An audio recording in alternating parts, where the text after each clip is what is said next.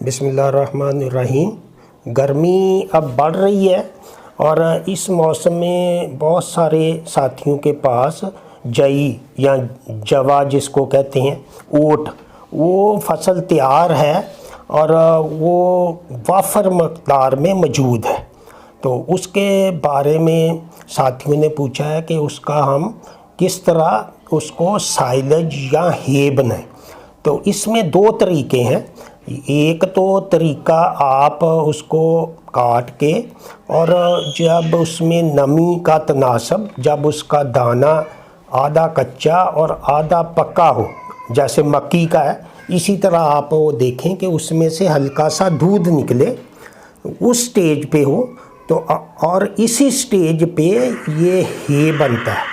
अब दो आपके पास ऑप्शन है, यहाँ तो उसको आपके पास अगर चॉपर मशीन है तो उससे जल्दी कुतरा जाता है, तो उससे आप साइलेज बना सकते हैं।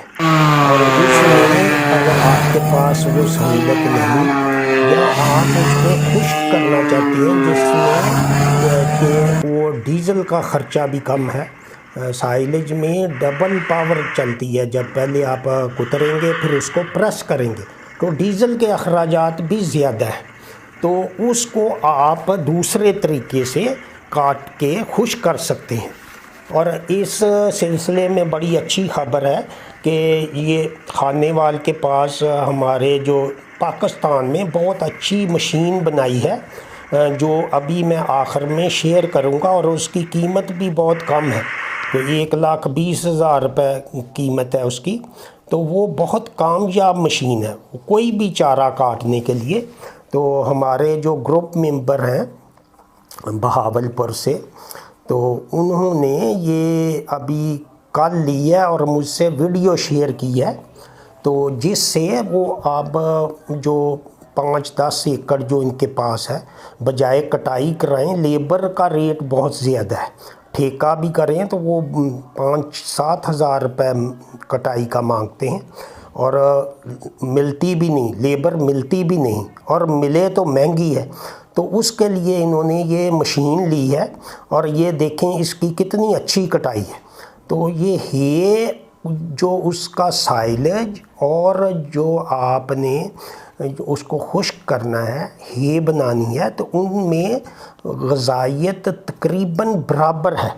तो बाहर के मुल्कों में तो बहुत ज़्यादा मशीनरी है और उसको फिर हे बना के, तो आप इसको जब ज़्यादा हे होगी आपके पास तो इसको थ्रेशर से निकालेंगे और इंशाअल्लाह हम आपसे इसके बारे में भी शेयर करेंगे जब वो ये देखें। ये मशीन है जो अभी खानेवाल से मंगवाई है और ये सिर्फ जई का ये मल्टी कट है, किंग सीड का जो आखिरी कट है, उस पे आप देखें नीचे से थोड़ा सा ये ब्राउन हो गया है, इस हालत में तकरीबन होता है। और उसके अलावा भी आप इसको चेक कर सकते हैं, जब दाना इसका आधा दूधिया होगा और आधा इसमें दूध सा निकलेगा, उस स्टेज पे इसलिए साइलेज बनाते हैं कि उसमें नमी का तनासब ठीक होता है, और हे में इसलिए बनाते हैं कि उस वक़्त ये फसल का जो नाड़ है वो नरम होता है।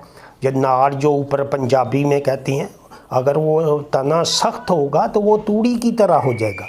तो इसमें ये दो चीज़ें आपने देखनी है कि ये जो इस तरह से अगर आप साइलेज बनाएंगे तो आपकी बहुत बचत होगी, और इसी साइलेज को आप पूरी गर्मियाँ इस्तेमाल करें या हे को, और फीड के साथ इसकी न्यूट्रिशनल वैल्यू बहुत अच्छी है, 8-10 तक सीपी है, और इसके अलावा जो इसमें स्टार्च जो दाना है उसकी ताकत भी है। तो ये देखें, ये अब ये बहावलपुर के नज़दीक एक जगह है और कल ये लेके आए हैं, और इस पे हम ये इसको इधर ही पड़ा रहने देंगे, 2-3 दिन में ये खुश्क हो जाएगा। फिर इसको इकट्ठा करके भरियाँ बना के तो उसको आप थ्रेशर से निकाल सकते हैं, अगर थोड़ा है तो आप उसको कुतर भी सकते हैं।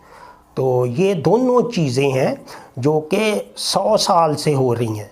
ये जो दुनिया में لیکن اللہ کا شکر ہے کہ اب ہمارے گروپ میں تو بہت دیر سے روڈ گراس اور الفالفا، اور روڈ گراس میں جب ختم ہو جاتا ہے تو ستمبر میں آپ یہ لگائیں جئی جو ہے ملٹی کٹ، اور اس سے آپ کو 3 مہینے جو روڈ گراس نہیں ملتا اس کے برابر اس کی ییلڈ ملے گی۔